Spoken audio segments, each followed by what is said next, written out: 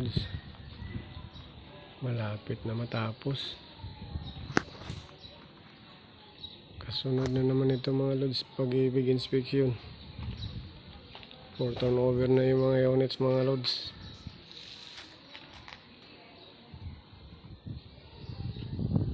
Ayun o. Bago na naman kinayod. Pang 3 palapag daw po yan mga lods. Ito mga layout namin dito, katulad ng to ng JID, mga maluwag po ang carport mga lods.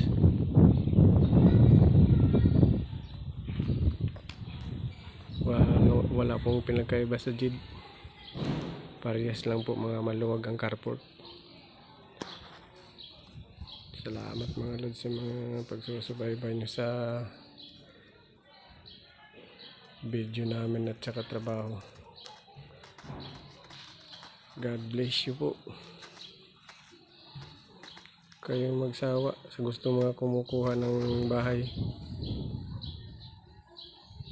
Pa-reserve na po kayo sa Barangay Amaya Tansa po to. Location po Istana Tansa.